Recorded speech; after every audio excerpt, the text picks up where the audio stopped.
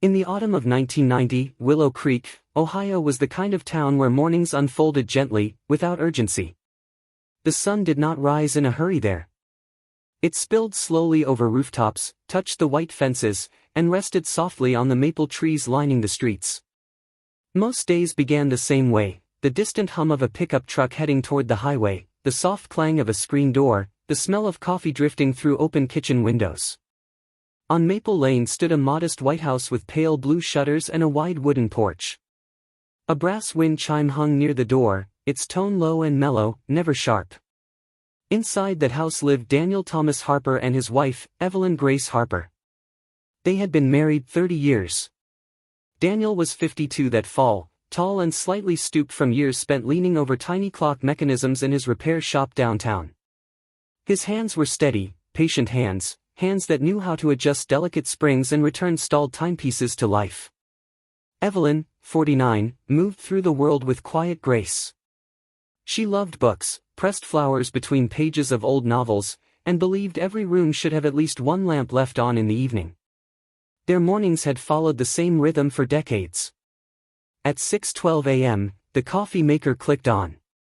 Daniel insisted on setting it himself the night before. He liked the predictability of it, the small mechanical certainty that something would be ready when he woke. The scent filled the kitchen before either of them spoke. That particular Tuesday felt no different. Evelyn stood at the sink in a soft gray cardigan, watching the early light stretch across their backyard. A thin layer of dew clung to the grass. The old maple tree near the fence had begun to turn, its leaves edged in red. She wrapped her fingers around a ceramic mug and breathed in the steam. Daniel entered quietly, already dressed for work. He leaned down and kissed her temple, a habit so natural neither of them thought about it anymore. "Morning," he said. "Morning," she replied, her voice warm and unhurried. He poured his coffee and sat at the small oak table near the window. The local newspaper lay folded beside him. He didn't read it right away. Instead, he watched her.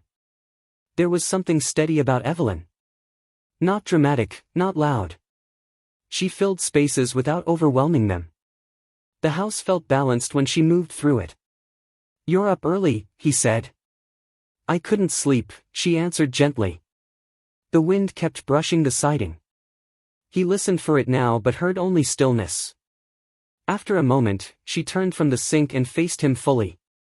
"Will you be home for dinner?" It was an ordinary question. She asked it often, especially on days she planned to cook something that required patience. Daniel smiled. "I always am." She gave a small nod, satisfied. "Good.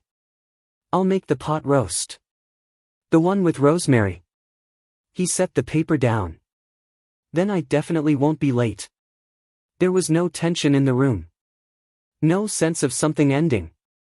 If anything, the morning felt unusually calm, as though the world had paused for a breath.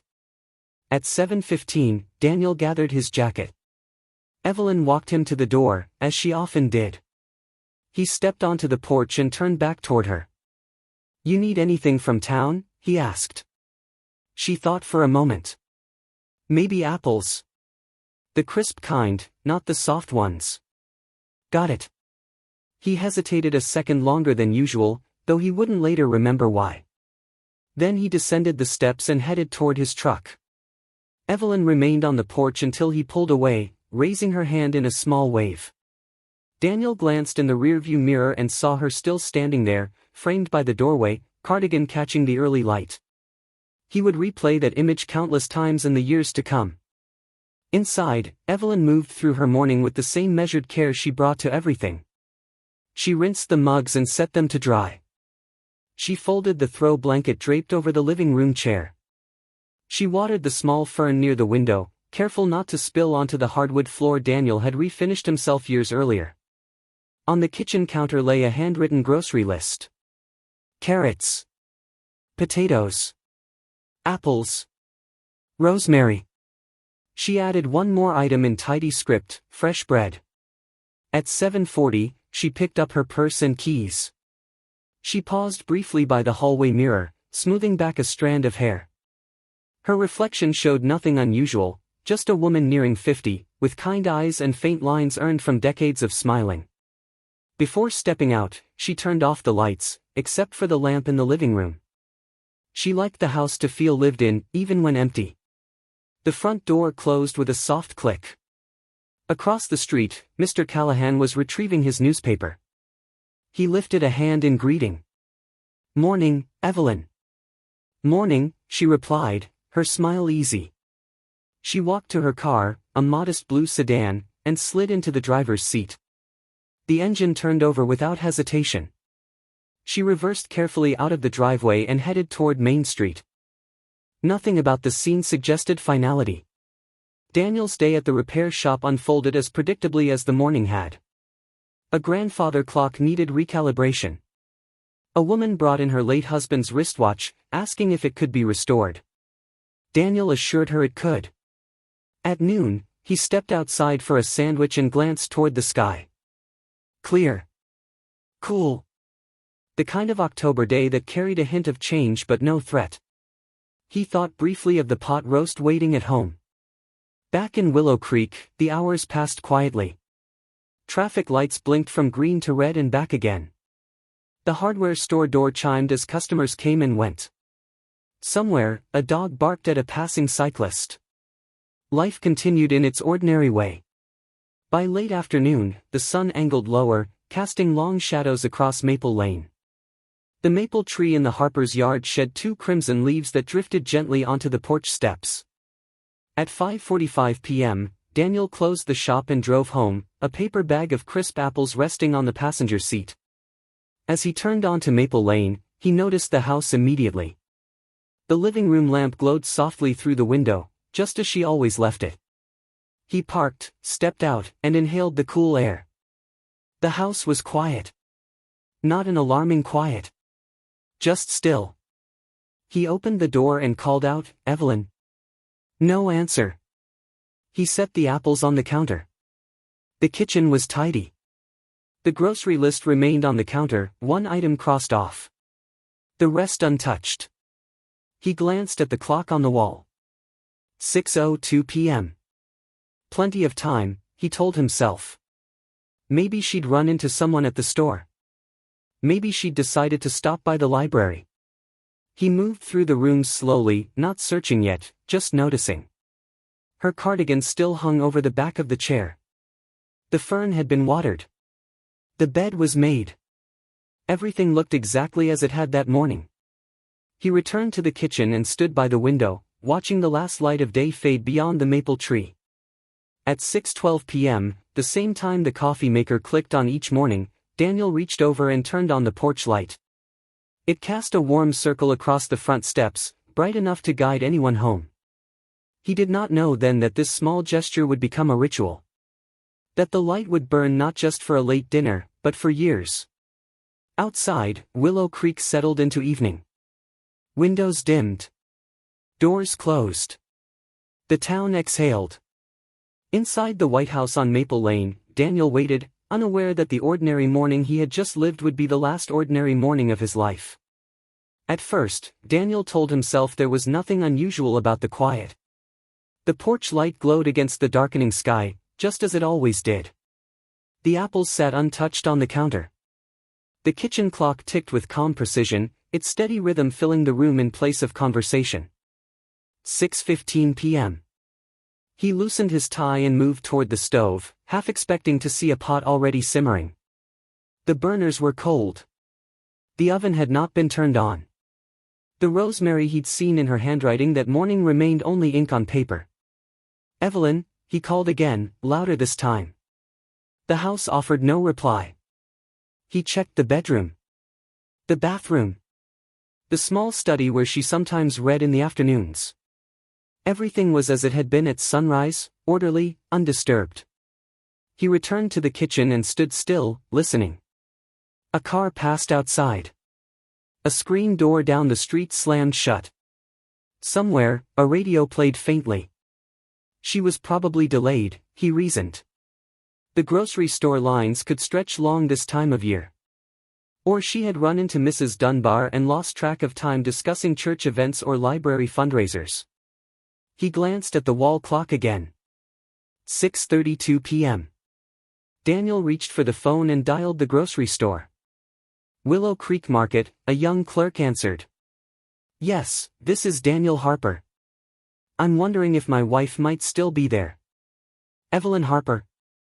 There was a brief pause as the clerk called out the name over the store's speaker. The sound echoed faintly through the receiver. No, sir, the clerk said after a moment. No one's responded. Daniel thanked him politely and hung up. He did not feel fear yet. Only confusion. A thin crease formed between his brows as he folded the grocery list and slipped it into his pocket. At 6:45, he stepped back onto the porch. The air had cooled further. The maple leaves rustled softly above him. He walked down to the sidewalk and scanned the street. Mrs. Callahan was watering her front flowers. Evening, Daniel, she called gently.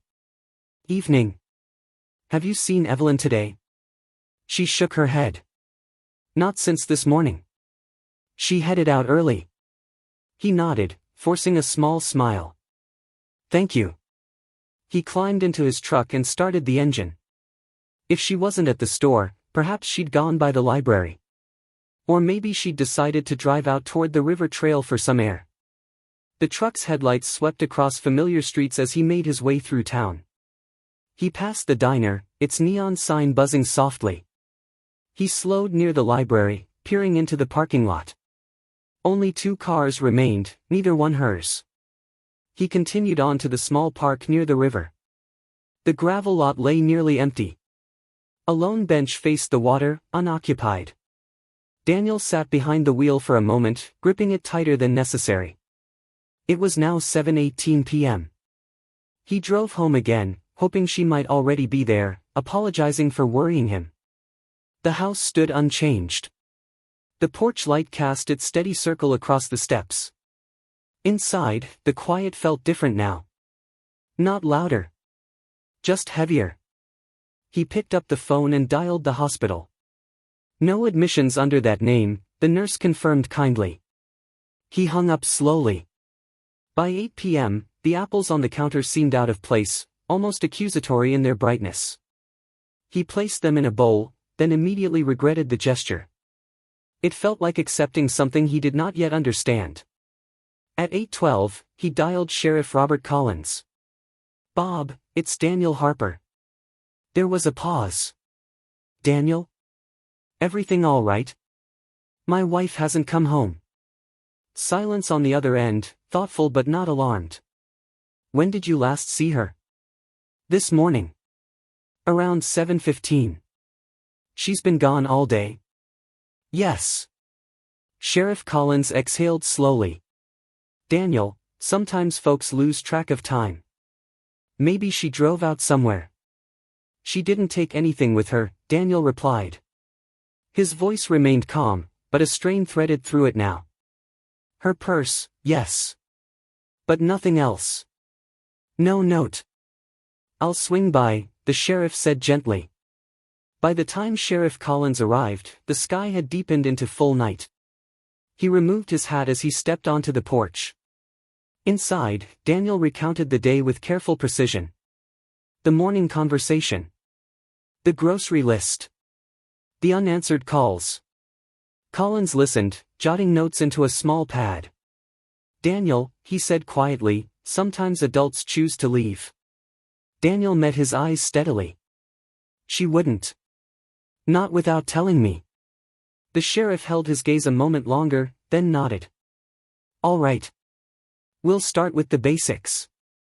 They drove back toward the grocery store.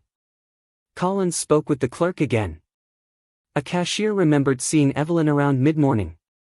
She bought carrots and potatoes, the young woman said. Paid in cash. Seemed normal. Did she leave alone? Collins asked. Yes, sir. No sign of distress. No unusual behavior. They checked the parking lot records, no abandoned vehicles. Daniel's truck idled beside the curb as Collins radioed dispatch to alert nearby patrol units to keep an eye out for a blue sedan registered to Evelyn Harper. By 10:30 p.m., the streets of Willow Creek had emptied almost entirely. Porch lights flickered off one by one. Curtains were drawn. Daniel returned home alone. He stood in the kitchen, unsure what to do with his hands. The house no longer felt simply quiet. It felt paused. He walked down the hallway and opened her closet. Dresses hung neatly, shoes aligned carefully below. He ran his fingers along the sleeve of a blouse she'd worn the previous Sunday. He closed the door gently. Back in the living room, he sat on the edge of the couch, elbows on his knees. The clock ticked steadily above the mantel. 11:47 p.m. He imagined her walking through the door at any moment, explaining everything in a soft voice. Maybe she'd had car trouble outside town. Maybe she'd run into someone from years ago and lost track of time.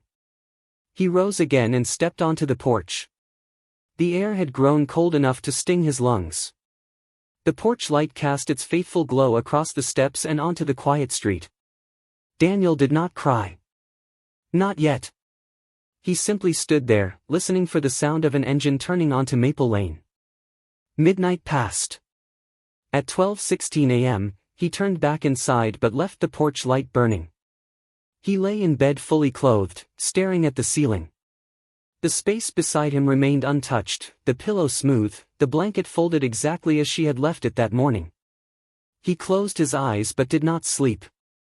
In the early hours before dawn, when the world is at its stillest, the truth began to settle in, not as panic, not as grief, but as something colder.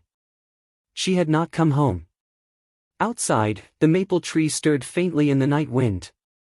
The light on the porch continued to shine, unwavering, waiting for footsteps that did not arrive. And somewhere beyond the quiet streets of Willow Creek, the distance between Daniel and Evelyn began to stretch into something neither of them could yet measure. Morning came whether Daniel was ready for it or not. At 6:12 a.m., the coffee maker clicked on automatically, just as it had the day before. The sound startled him. For a brief second, he forgot. Then the emptiness beside him returned all at once.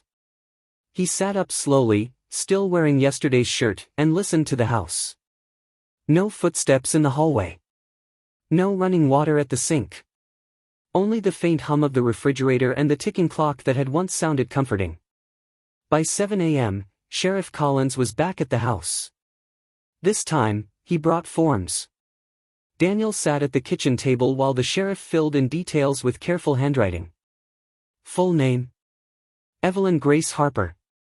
Date of birth: June 3, 1941. Height: 5'5". Weight: about 120. Collins hesitated before asking the next question. Any recent arguments? Financial trouble? Anything out of the ordinary? Daniel shook his head without delay. No. He did not need to search his memory. The answer was steady and certain. By mid-morning, 2 deputies began canvassing the neighborhood. They knocked on doors, asked the same questions in measured tones. When was the last time you saw her? Did you notice anything unusual? Did you hear anything after dark? No one had. Mr. Callahan confirmed he'd seen her leave at 7:40 a.m. Mrs. Dunbar remembered waving at her car as it passed near the church. No one recalled urgency. No one described distress. At 10:15 a.m., a call came over the sheriff's radio. A blue sedan matching Evelyn's license plate had been found 20 miles away, parked in a gravel lot near the Cedar Ridge walking trail. Daniel insisted on going. The drive felt longer than it should have. The sheriff kept his eyes on the road. Daniel kept his eyes on the horizon. When they arrived, the car sat neatly between 2 faded white lines. No broken windows. No damage. No sign of struggle. Daniel stepped out slowly. He approached the vehicle as if it might disappear if he moved too quickly. Through the window, he could see her purse on the passenger seat. Collins opened the driver's side door. The keys were gone. The purse remained untouched. Her wallet inside. Cash still there. Driver's license intact. Daniel rested his hand on the roof of the car, steadying himself. She wouldn't leave her purse, he said quietly. Collins did not respond immediately. He examined the gravel, the surrounding brush, the tree line near the trail. Search volunteers were called in by noon. Men and women from Willow Creek arrived wearing boots and jackets, some holding thermoses, others carrying flashlights though the sun was still high. They formed lines and began walking slowly through the tall grass, calling her name. Evelyn. The name echoed faintly between the trees. Daniel joined them. He walked until his legs trembled, scanning every patch of ground, every shadow between branches. There were no footprints leading clearly away from the lot. No dropped belongings. No torn fabric caught on brush. The river beyond the trail moved calmly, its surface unbroken. By sunset, the search was suspended until morning. Daniel stood beside the sheriff's cruiser as officers placed yellow tape loosely around the car. It looked wrong there, his wife's sedan framed as evidence. Daniel, Collins said gently, we'll expand the search tomorrow. Daniel nodded, though the word tomorrow had begun to lose meaning. The following days unfolded in a blur of motion and paper. Flyers were printed at the local copy shop. Black and white photographs taken from a church directory. Her smile slightly tilted, her eyes soft. Missing Evelyn Grace Harper, last seen October 16, 1990. Daniel taped them to telephone poles himself. Grocery store windows. Gas stations. The post office bulletin board. Each time he pressed a thumbtack through the paper, it felt like admitting she was no longer simply late. Phone calls filled the house. Relatives in neighboring towns. Friends from years past. Church members offering casseroles and prayers. The landline rang so often that the sound began to feel mechanical, detached from hope. Most calls brought nothing. I'm sorry, Daniel, I haven't seen her. A few tips trickled in. A woman thought she'd spotted someone similar at a bus stop in Dayton. A truck driver believed he'd seen a woman matching her description near a rest area off Route 70. Each lead was followed. Each dissolved upon closer look. Weeks passed. The weather cooled further. Maple leaves fell completely from the tree in the yard, leaving bare branches reaching into gray sky. Daniel took a leave from the repair shop. The clock sat unfinished on his workbench. Time, ironically, felt irrelevant. He spent hours at the sheriff's office reviewing maps spread across long tables. Circles were drawn around areas already searched. Pins marked possible sightings. Collins remained steady, professional. We'll keep at it, he would say. But Daniel began to notice the shift in tone among others. The careful way people avoided his eyes in the grocery store. The way conversations lowered when he entered a room. By December, the search teams had dwindled. Winter made the terrain harder to navigate. Snow covered whatever traces might once have existed.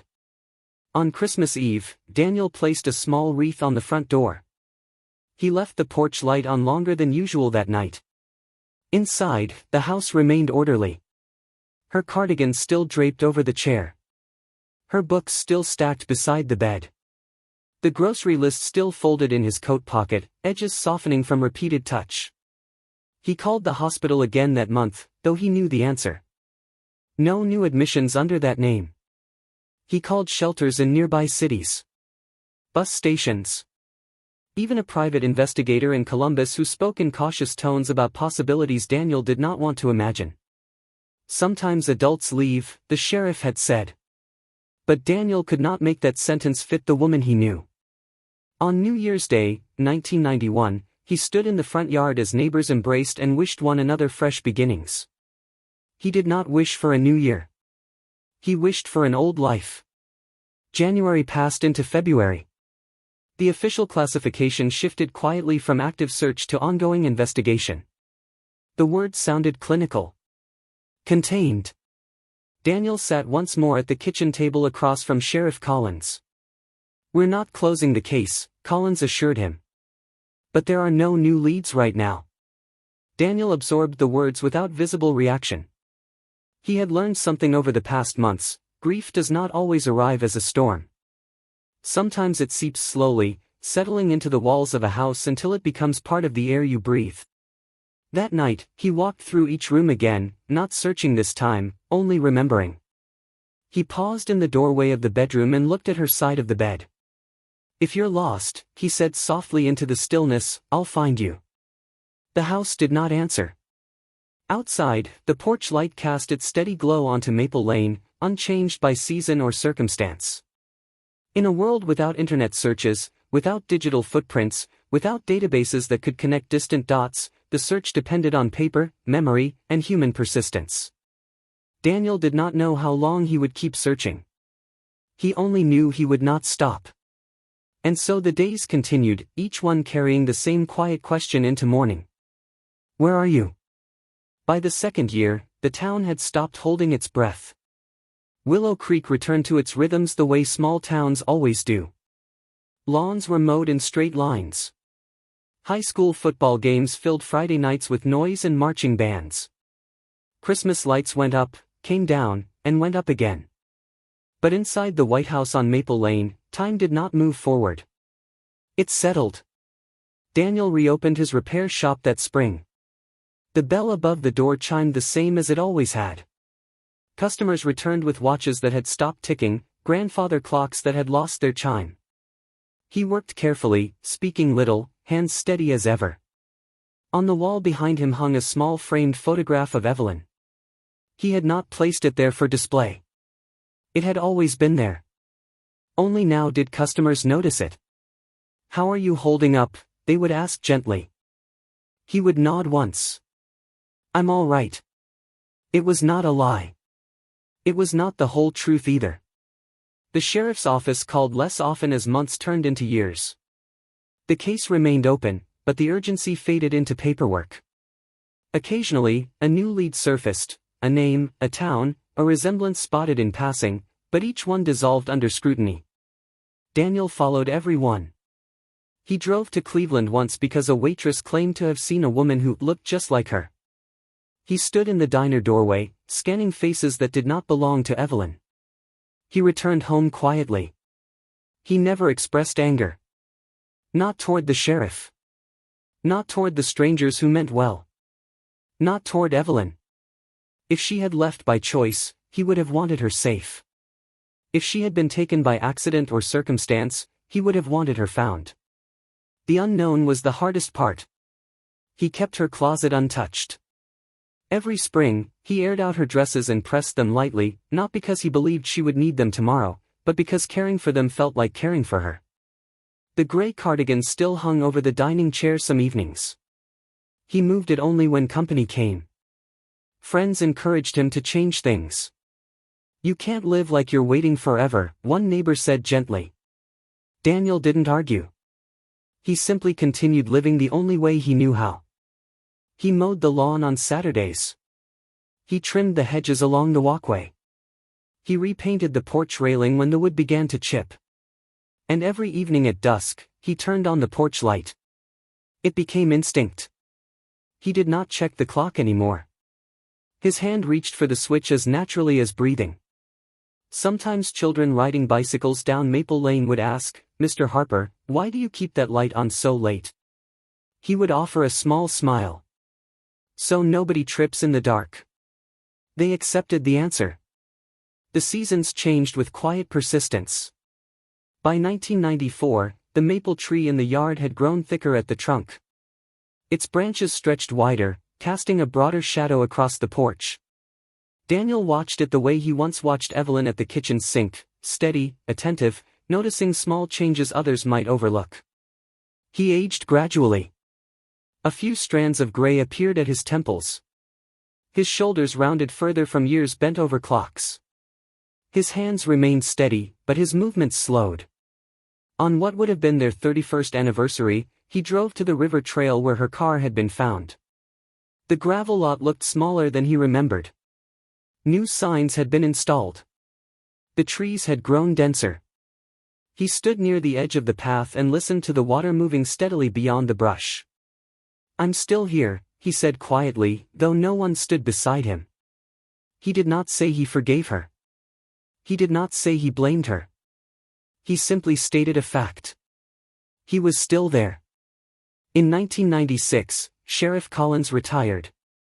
A younger sheriff took over, reviewed old case files with fresh eyes. Daniel met with him once in the office where faded maps still hung. "We'll keep the file active," the new sheriff assured him. Daniel nodded. He appreciated the effort, even if hope had grown quieter over the years. Hope had changed shape. It no longer looked like frantic searching or late-night driving. It looked like routine. Like consistency. Like refusing to close a door. Neighbors remarried. Some moved away. Children grew up and left for college. Willow Creek slowly modernized. A chain pharmacy replaced the old hardware store. A new stoplight was installed near Main Street. The world moved. Daniel did not resist change, but he did not chase it either. He declined invitations to dinner that felt like attempts to pair him with someone new. He thanked friends for their concern. He never spoke harshly of Evelyn, even when someone suggested she might have chosen another life. "You don't know that," he would say calmly. And he was right. They did not know.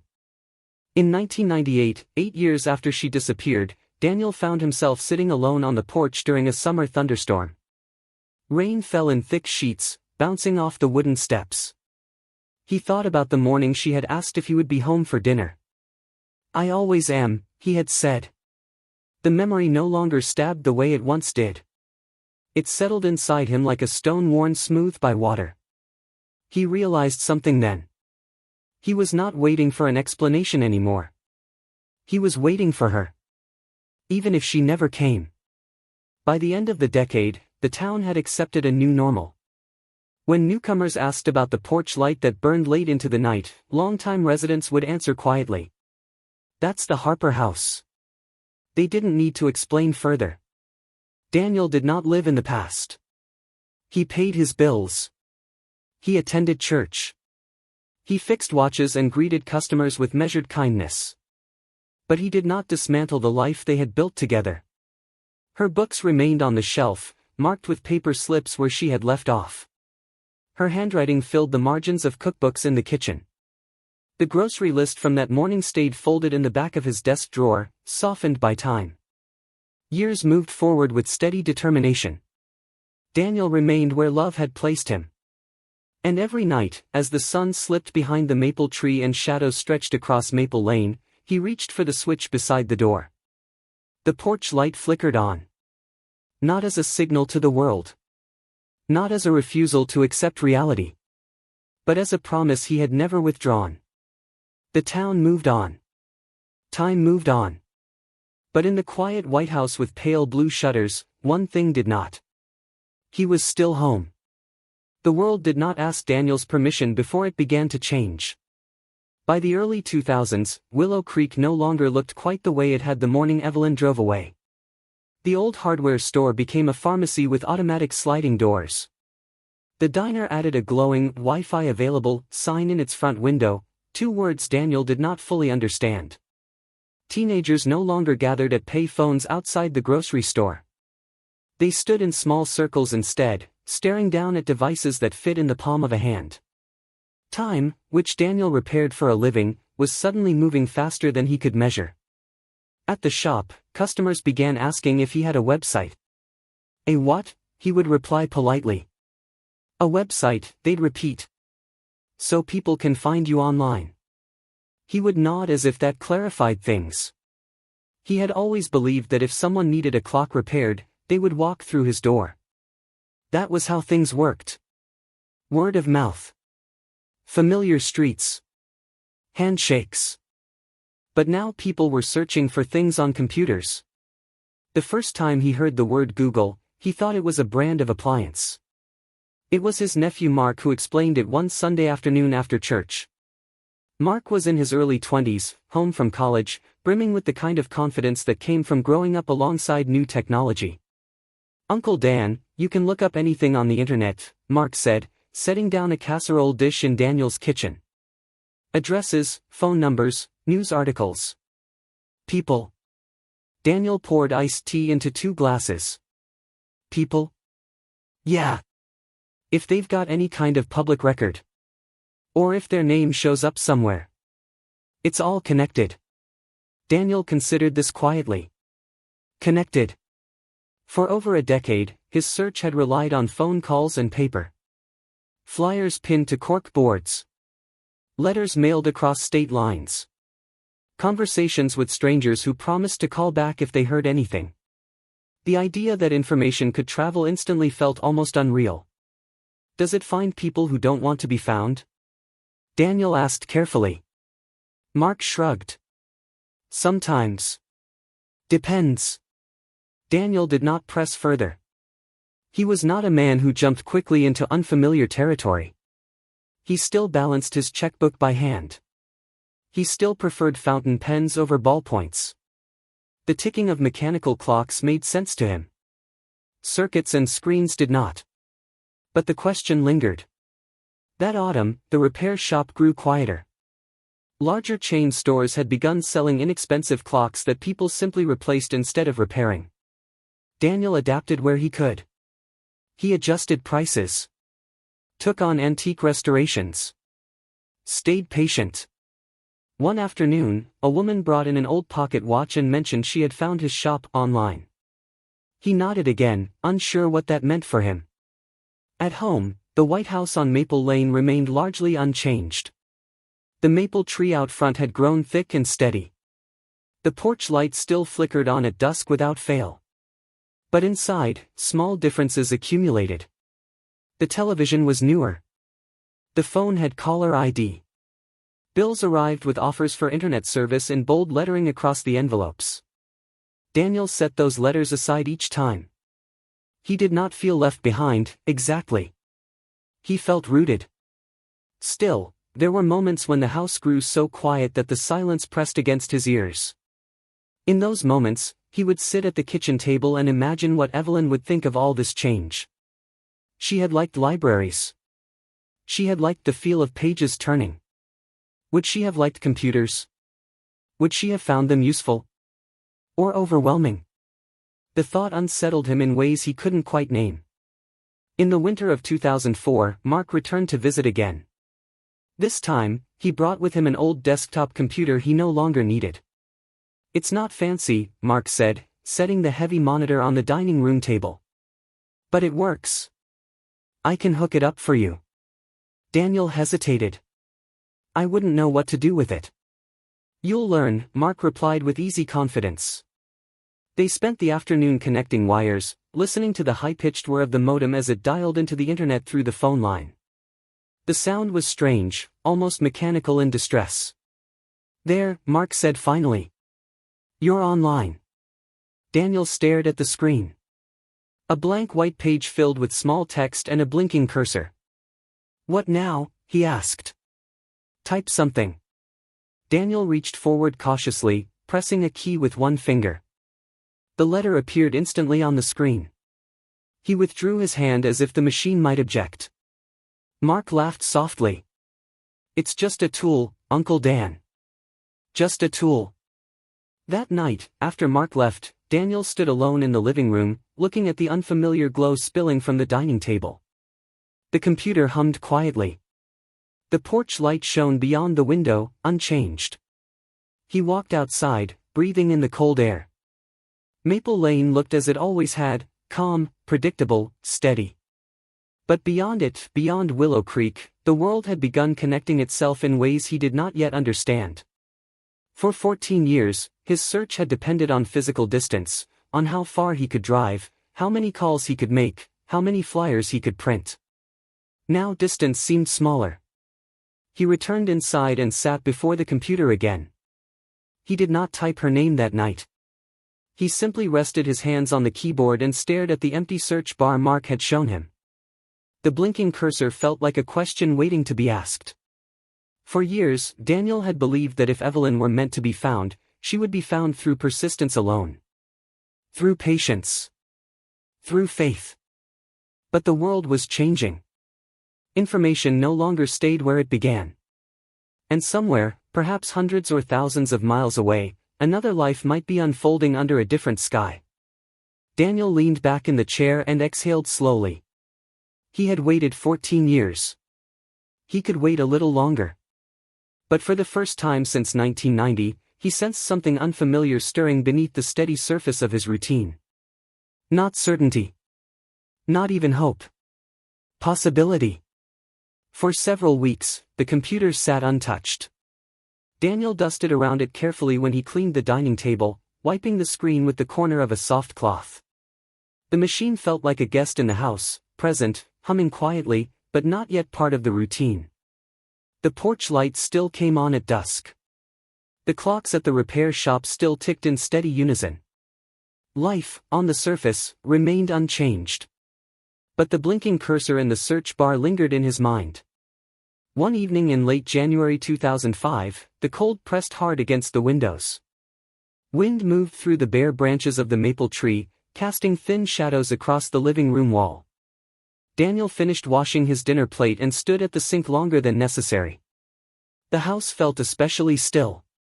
He dried his hands, walked into the dining room, and sat down in front of the computer. The chair creaked under his weight. He pressed the power button. The screen flickered to life, bathing his face in pale light. The modem whirred and crackled, then settled into a low hum. He opened the browser Mark had shown him weeks earlier. A white page appeared. At the center of it, a single empty line. The search bar. Daniel rested his hands on the keyboard. For a moment, he did nothing. He had searched for Evelyn in fields and along riverbanks. He had searched in hospital records, bus terminals, small-town diners. He had searched in faces passing through grocery store aisles. Now he was about to search in silence. His fingers moved slowly. Evil win. He paused. He added more. Evelyn Grace Harper, Ohio, 1941. The letters formed a line across the screen. Simple. Ordinary. He stared at her name as if it were fragile. Then he pressed enter. The page shifted instantly. Rows of blue text appeared, stacked one after another. Names. Links. Fragments of information. Some familiar, most not. He leaned closer. The first results were old church bulletins archived online. A community newsletter from the early 1980s mentioning her volunteer work at the library. A marriage record from decades ago. He clicked carefully, one link at a time. Each page opened with a brief delay, revealing pieces of a life that had once been ordinary and visible. His heart beat steadily, but deeper now. He refined the search. Evelyn Harper missing, Ohio, 1990. More results. Archived newspaper articles. A scanned copy of a small-town report announcing her disappearance 15 years earlier. The black and white photo he had taped to telephone poles now appeared in digital form on the screen. He stared at the image. She looked younger there. Confident. Present. Daniel swallowed. He continued scrolling. Hours passed without his noticing. He searched variations of her name. Initials. Married and maiden combinations. Broadened the state. Narrowed the year. Most results led nowhere. Different women with the same name. Obituaries that made his chest tighten before he realized they were not hers. Social listings that belonged to strangers. At 10:47 p.m., fatigue began to settle into his shoulders. He leaned back and closed his eyes briefly. Maybe Mark had been wrong. Maybe the internet connected many things, but not this. He looked once more at the search bar. He hesitated. Then he deleted her last name. Evelyn Grace. Hundreds of entries appeared. He added Arizona. He did not know why. Perhaps it was random. Perhaps it was intuition. Perhaps it was simply the first state that came to mind beyond Ohio. The screen refreshed. He scanned down slowly. Then he stopped. A small community article from Sedona, Arizona. Dated 2 years earlier. Volunteer spotlight, Evelyn Hart. He frowned slightly. Hart. He clicked. The page opened to a modest website for a local library. A brief article described a dedicated volunteer who had been helping catalog books for nearly a decade. A small photograph accompanied the text. Daniel leaned forward until his face nearly touched the screen. The woman in the picture had shorter hair.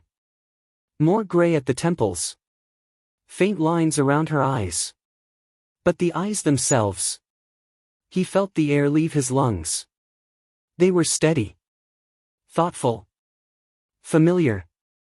He reached out and touched the screen lightly, as if verifying it was real. The caption read, "Evelyn Hart moved to Sedona in the early 1990s and has been a valued member of our community ever since." Early 1990s.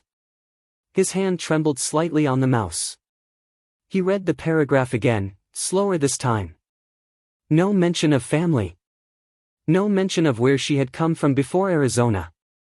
Just a note about her love of books and her quiet kindness with visitors. Daniel's pulse quickened, not in panic, but in recognition. He whispered her name.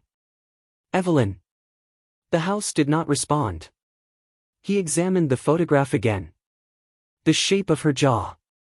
The way she tilted her head slightly toward whoever held the camera. 15 years was a long time. People changed. But some expressions did not. Daniel searched the name Evelyn Hart, Arizona 1990. More results appeared, property records, a phone directory listing, a brief mention in a community newsletter about a book drive. He found a phone number attached to the library's contact page. His hand hovered above a notepad. He wrote it down carefully. The digits felt heavier than they should have.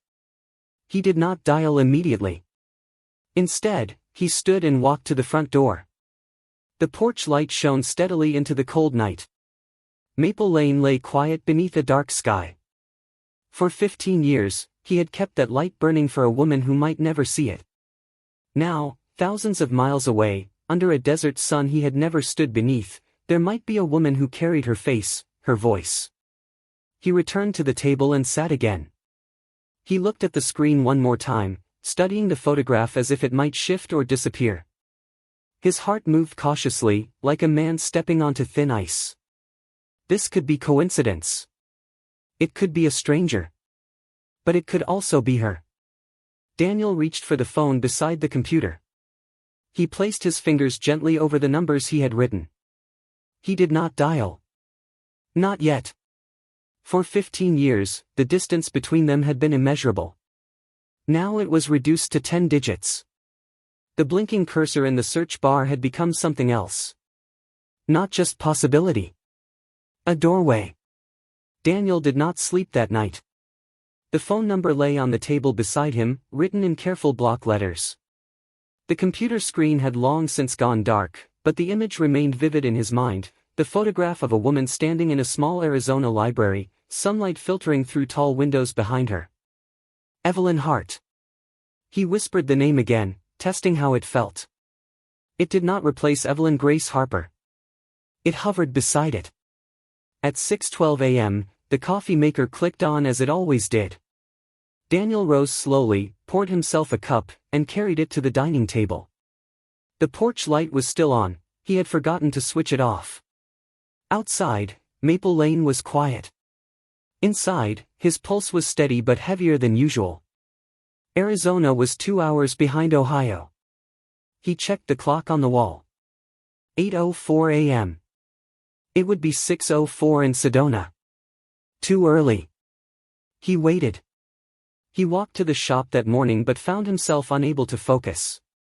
The gears and springs that normally calmed him blurred together. Twice he nearly misaligned a tiny screw, something he had not done in decades. By 10:30 a.m., he locked the shop door and turned the sign to closed. Back at the house, he sat once more at the table. It was now noon in Ohio. 10 a.m. in Arizona. He picked up the receiver. For a moment, he held it without dialing. If this was not her, the hope he had allowed himself would collapse quietly but completely. If it was her. He did not finish the thought. He began pressing the numbers, one at a time. Each tone sounded louder than it should have. The line rang. Once. Twice. 3 times. He almost hung up. On the fourth ring, a woman answered. Sedona Community Library, this is Evelyn. Her voice was older. Softer. But something in the cadence made his breath catch in his throat. He could not speak immediately. Hello, she said again, polite but cautious. Daniel swallowed. My name is Daniel Harper, he began, his voice steady but low. I'm calling from Ohio. There was a brief silence on the line. How can I help you, Mr. Harper, she asked. He closed his eyes. I was hoping to ask you something personal, he said. If that's all right. Another pause. I suppose that depends on the question. He felt the weight of 15 years press against his chest. Did you ever live in Ohio? Silence. Not the ordinary silence of a dropped call or a distracted listener. This was deliberate. He could hear her breathing faintly through the line. I don't remember living in Ohio, she said finally.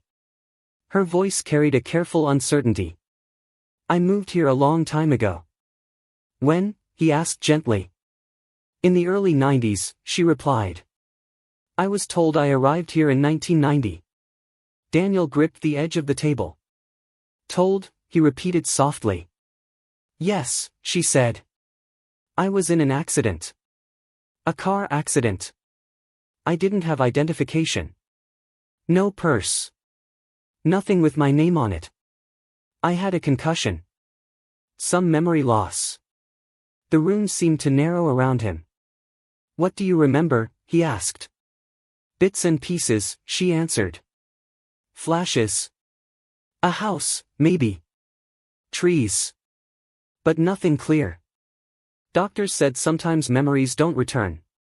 Daniel's voice grew quieter. What name were you given?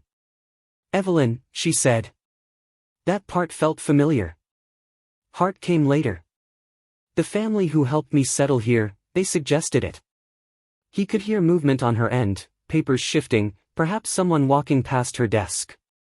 I'm sorry, she added gently. Have we met? Daniel closed his eyes again. We were married, he said. The words hung between them. He expected shock. Denial. Anger. Instead, there was only stillness. I don't understand, she whispered. Your name is Evelyn Grace Harper, he continued carefully. You lived in Willow Creek, Ohio. We were married for 30 years. You left home on October 16, 1990. Your car was found near Cedar Ridge. Her breathing changed. Cedar Ridge, she repeated faintly. Yes. Another long silence followed. Sometimes I dream about trees, she said slowly. Tall trees. Not desert trees. And a porch. There's always a porch. Daniel felt his throat tighten. We had a white house, he said. With pale blue shutters. And a maple tree in the yard. On the other end of the line, he heard a small, unsteady breath. A maple tree, she echoed. Neither of them spoke for several seconds. Finally, she asked, almost in a whisper, why did you wait so long to call? Daniel looked toward the window, toward the porch light still glowing faintly in daylight. I didn't know where to call, he said. He told her about the search. About the flyers. The river trail. The years that followed. He did not accuse. He did not demand. He spoke simply. She listened. I was told I wandered into town, she said when he finished. Disoriented. Someone found me near the highway. I had a head injury. The hospital couldn't find records. No missing persons report reached Arizona, at least not that I was aware of. Daniel understood then what had happened. In 1990, information traveled slowly.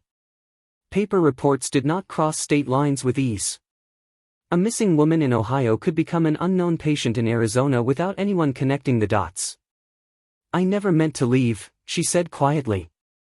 If what you're saying is true. I never meant to. I know, Daniel replied. The certainty surprised even him. He did know. He had always known. There was a shift in her voice now, fragile but sincere. "If I was your wife," she asked carefully, "what was I like?" Daniel let out a breath that felt like it had been waiting 15 years to escape. "You loved books," he said. "You watered a fern every morning. You asked if I'd be home for dinner even though you knew I always was." On the other end of the line, he heard something break gently. A quiet sob. "I feel like I'm standing at the edge of something," she whispered. "Like there's a room in my mind I've never opened." "You don't have to remember everything," Daniel said. "I just needed to know you were alive." The words settled between them.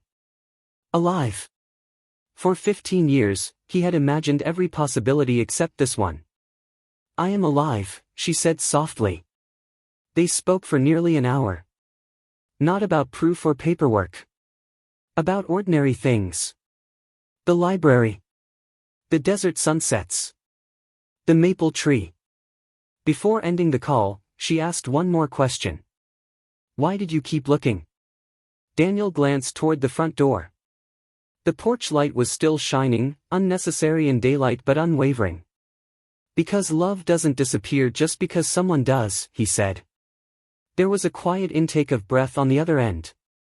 "I don't remember you," she admitted gently. "But I don't feel afraid of you." "That's enough," Daniel replied. They agreed to speak again the next day. When he finally hung up the phone, the house felt different. Not louder. Not fuller. But altered. He walked to the front door and stepped onto the porch. The maple tree stood tall against the afternoon sky. For the first time in 15 years, the distance between Ohio and Arizona no longer felt infinite. It felt measurable. And somewhere under a different sun, a woman who once stood on this porch was beginning to remember that she had. They spoke every evening for 2 weeks. Not long conversations at first. 15 minutes. 20. Careful exchanges shaped by caution and curiosity. Evelyn asked questions about Ohio, about snow, about the sound of cicadas in summer, about the way maple leaves turned in the fall. Daniel answered each one patiently, describing the house, the shop, the tree in the yard. She never interrupted. Sometimes she would fall quiet, as if listening to something deeper than his words. On the 14th day, she said softly, "I think you should come." Daniel did not hesitate. He booked the flight that afternoon. It had been years since he had traveled farther than Columbus. The airport felt overwhelming, bright screens, rolling suitcases, voices announcing departures over intercoms. He carried a single overnight bag and, tucked carefully into the inside pocket of his jacket, Evelyn's wedding ring. He had never removed his own. As the plane lifted from the runway, he looked down at Ohio shrinking beneath him. Fields became patterns. Roads became threads. He wondered how many times Evelyn had crossed skies like this without knowing what she had left behind. The desert appeared hours later in shades of red and gold. Sedona looked nothing like Willow Creek. The air was dry, sharp with dust and sun. Red rock formations rose in the distance, vast and silent. The sky seemed wider than any he had ever stood beneath. He rented a small car and drove toward the address she had given him, the Sedona Community Library. It was a modest building, tan stucco with large windows facing west. A small sign out front listed hours in neat black lettering. He arrived early. For several minutes, he remained seated behind the wheel, hands resting on the steering wheel, heart steady but heavy. 15 years had led to this parking lot. He stepped out of the car. The late afternoon sun warmed his face. Through the glass doors, he could see rows of books and a front desk near the entrance. And behind that desk, a woman stood organizing a stack of returned novels. Her hair was shorter than he remembered, streaked with silver. Her posture carried the same quiet composure. When she turned slightly to place a book on the cart beside her, he saw her profile. The line of her jaw. The gentle slope of her shoulders. His breath caught. He opened the door. A soft bell chimed overhead. She looked up. Their eyes met. Time did not stop. It simply narrowed. She did not gasp. She did not rush forward. She studied him. Daniel walked slowly across the floor, as though sudden movement might fracture the moment. "Evelyn," he said quietly. Her lips parted slightly. "Daniel." His name sounded unfamiliar in her voice, yet it carried warmth. They stood only a few feet apart. Up close, he could see the years etched lightly into her skin. He wondered what she saw when she looked at him, an aging stranger. A story she had been told but could not fully access. "I wasn't sure you'd come," she admitted softly. "I said I would." A faint smile touched her lips. "Yes. You did." They did not embrace immediately. The distance between them was not physical, it was built of missing years and fragile memories. "Can we sit?" she asked. He nodded. They moved to a small reading area near the window. Sunlight filtered across the carpet, casting warm patterns on the floor. For a moment, neither spoke. Then Evelyn reached out tentatively and touched his hand. Her fingers rested lightly against his skin. Daniel felt the contact like a current. "I don't remember your face," she said honestly. "But when you speak, something feels steady." He turned his hand and gently held hers. "You always said steady was underrated," he replied. She searched his eyes. "Did I?" "You liked things that lasted." She exhaled softly, a mixture of wonder and grief. "I wish I could give you your wife back," she said. "You're here," he answered. "That's more than I hoped for." Tears gathered in her eyes, not dramatic, not overwhelming, just present. "I have pieces," she confessed. "Not clear pictures. More like sensations. A kitchen table. Morning light. The smell of coffee." Daniel swallowed. 6:12, he said quietly. "Every morning." Her breath faltered. "I don't know how that's possible," she whispered. "It doesn't have to be," he replied gently. They talked for over an hour. She told him about the accident, how she had been found disoriented near a roadside outside Sedona, how a local couple had helped her during recovery, how doctors had explained the memory loss with careful words that never fully satisfied her. "I always felt like something was missing," she admitted. "Like I had stepped into someone else's life without knowing where mine had gone." Daniel listened without interrupting. When the library closed, she locked the doors and turned the sign to closed. The desert sky outside had begun to shift into deep orange and violet. "Would you like to see where I live?" she asked. He nodded. Her small house sat on the edge of town, simple and tidy. A few potted plants lined the porch. The desert stretched wide beyond the backyard fence. Inside, the space was quiet, much like the house in Willow Creek had always been. She poured 2 glasses of water and sat across from him at her kitchen table. The familiarity of the setting, 2 chairs, late light filtering through a window, felt almost unbearable in its resemblance to the life they had once shared. Daniel reached into his jacket and removed a small velvet box. He placed it gently on the table. "I kept this," he said. She opened it slowly. Inside lay her wedding ring. Her fingers trembled as she lifted it. "I don't remember wearing it," she said, voice breaking. "You did," he replied softly. "Every day." She slid the ring onto her finger. It fit perfectly. A tear slipped down her cheek. "I don't remember choosing you," she whispered. "But something in me doesn't resist you." Daniel moved his chair closer. "You don't have to remember the beginning," he said. "We can start from here." She looked at him, really looked at him. "Would you show me?" she asked. "The house. The maple tree." He felt something steady rise within him. "Yes," he said. "I would." That night, as the desert cooled and stars spread wide above Sedona, they sat quietly on her small porch. It was not the porch on Maple Lane. But it was a beginning. And for the first time in 15 years, Daniel was no longer waiting alone. Daniel stayed in Sedona longer than he had planned. What was meant to be a 2-day visit stretched into a week. Then another. Time, once something he measured in ticking gears and precise adjustments, began to feel softer, less about hours and more about moments. Evelyn did not suddenly remember.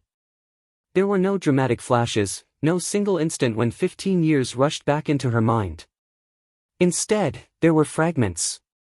Subtle shifts. Small recognitions that arrived quietly and left just as gently. The morning after he arrived, she made coffee in her small kitchen. Daniel noticed she measured it the same way she always had, 2 careful scoops, leveled with the back of a spoon. "You used to do that," he said before he could stop himself. She looked down at the spoon in her hand. "Did I?" "Yes." She paused, considering. "It just feels right." That became the pattern of their days. Not revelation, recognition.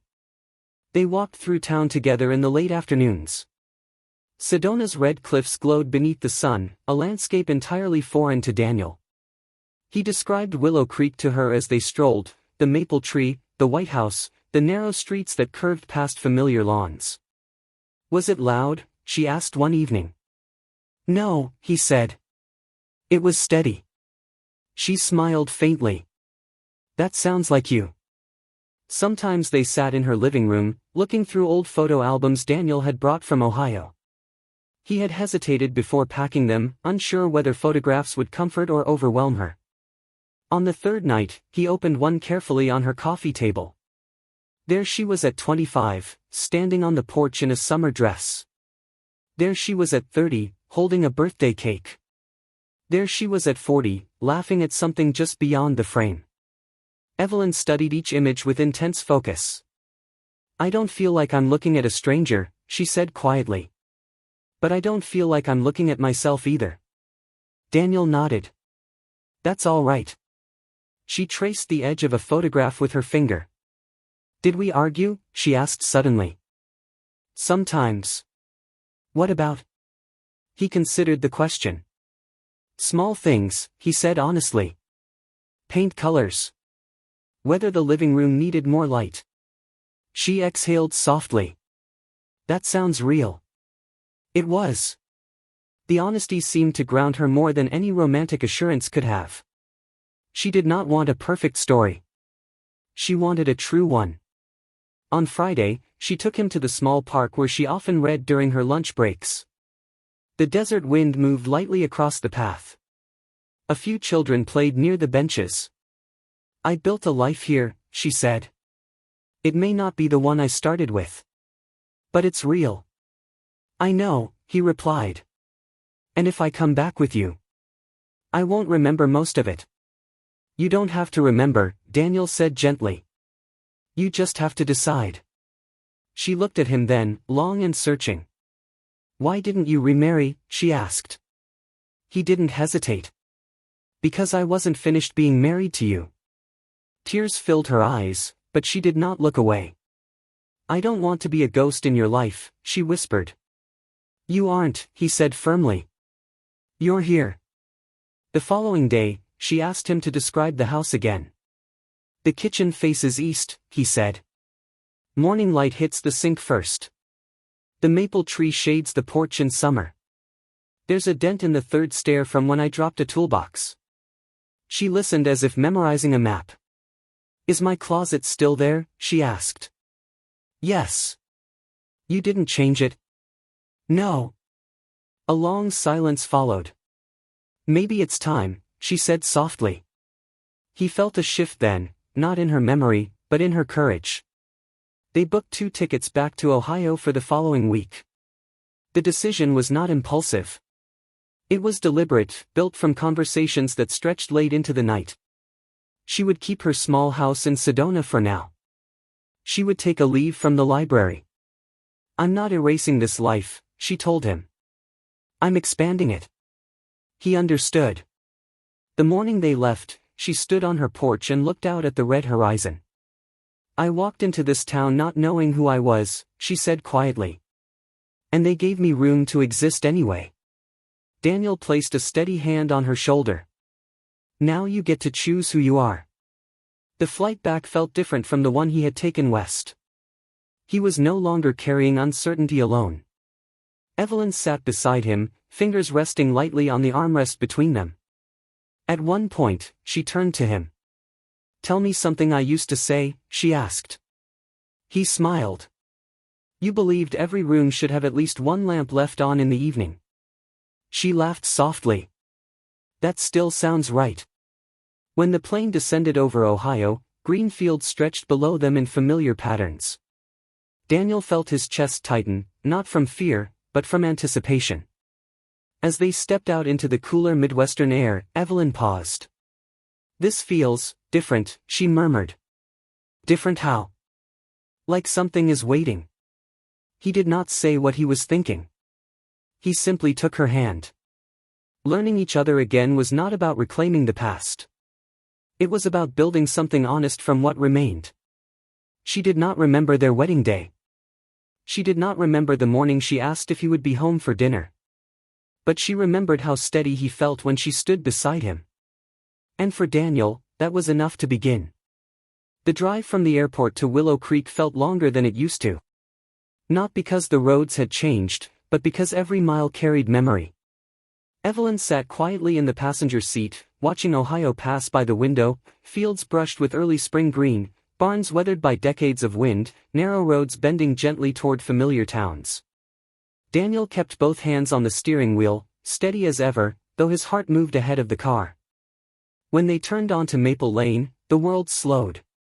The houses stood as they always had. Lawns trimmed. Mailboxes upright. The maple tree in their yard rose above the roofline, taller now, its branches full again after winter. Evelyn drew in a quiet breath. "There," Daniel said softly. "That's it." The White House with pale blue shutters stood waiting. He parked in the driveway but did not turn off the engine immediately. For a moment, they both simply looked at it. "It feels familiar," she whispered. He did not rush her. When she opened the car door and stepped onto the driveway, her movements were careful, almost reverent. She walked toward the porch slowly, eyes tracing the railing, the front window, the third stair with its faint dent. She paused at the bottom step. "The porch," she said under her breath. Daniel felt something inside him loosen. "Yes." She climbed the steps and rested her hand on the wooden rail. Her fingers moved across the surface as if searching for a pulse. He unlocked the door and held it open. "Welcome home," he said, not as a claim, but as an invitation. She stepped inside. The house carried the faint scent of polished wood and time. Light filtered through the living room window, catching dust motes in the air. The same lamp stood in the corner, its shade slightly tilted. Evelyn walked into the kitchen first. She stood at the sink and looked out toward the backyard. "The light comes from that side," she said slowly. "In the morning." Daniel swallowed. "Yes." She turned toward the small oak table near the window. She placed her hand on its surface, pressing lightly, as if testing whether it would hold her. "I can't see it clearly," she admitted. "But something in me recognizes this." "That's enough," he replied. They moved through the house room by room. In the bedroom, she paused beside the closet door. "You said you never changed it," she murmured. "I didn't." He opened it gently. Her dresses still hung in careful order. Shoes lined the floor beneath. The gray cardigan rested on a hanger near the front. Evelyn reached out and touched the sleeve. Her fingers trembled.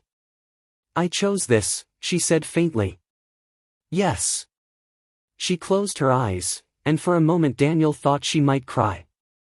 Instead, she inhaled deeply, steadying herself. "This is where I begin again," she said. That evening, neighbors noticed the unfamiliar car in the driveway. Curtains shifted subtly across Maple Lane. By dusk, Mrs. Callahan stood at the edge of her yard, staring openly. Daniel stepped onto the porch just as he had every evening for 15 years. He reached for the switch beside the door. The porch light flickered on. Evelyn joined him. She looked up at the bulb glowing against the darkening sky. You kept it on, she said softly. Every night. For 15 years. Yes. She studied his face, searching for exaggeration, but finding none. Why? She asked. He did not hesitate. So you'd know the house still remembered you. Tears filled her eyes, but this time they did not feel like confusion. They felt like understanding. Across the street, Mrs. Callahan slowly crossed over, stopping at the foot of the steps. Daniel, she called carefully. He turned. Her eyes shifted past him to the woman standing beside him. She pressed her hand to her mouth. Oh my goodness. Word traveled quickly after that. Not through headlines or cameras. Just through conversations over fences and in grocery aisles. The woman who vanished had come home. There were no parades. No reporters. Just quiet astonishment and gentle welcomes. Over the following weeks, Evelyn moved slowly through each day. She relearned the rhythms of the house. The way the back door stuck slightly in humid weather. The sound of the grandfather clock in the hallway striking every hour. Some memories never returned. She did not recall their wedding vows. She did not remember the exact shade of paint they once argued about for the living room. But she remembered how Daniel's hand felt in hers. She remembered the steadiness in his voice. And each evening, she stood beside him as he turned on the porch light. One night, late in the spring, they sat together on the steps beneath the maple tree.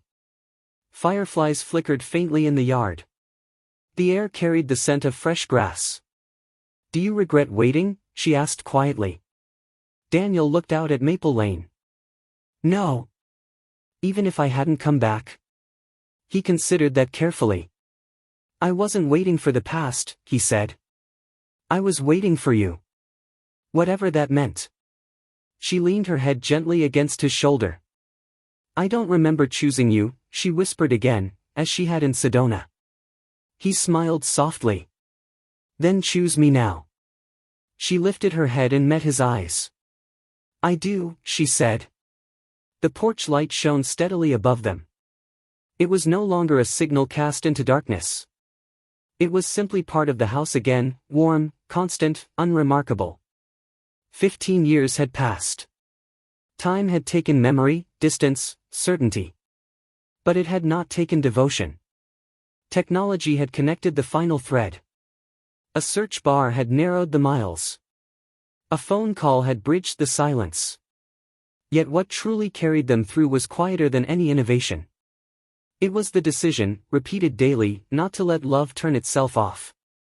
And so, on Maple Lane, as summer approached and the maple tree stood full in the evening air, the light that had never gone out continued to shine, not as a beacon for someone lost, but as proof that some promises, once made, endure beyond absence.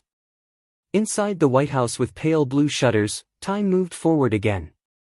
Not perfectly restored. But whole.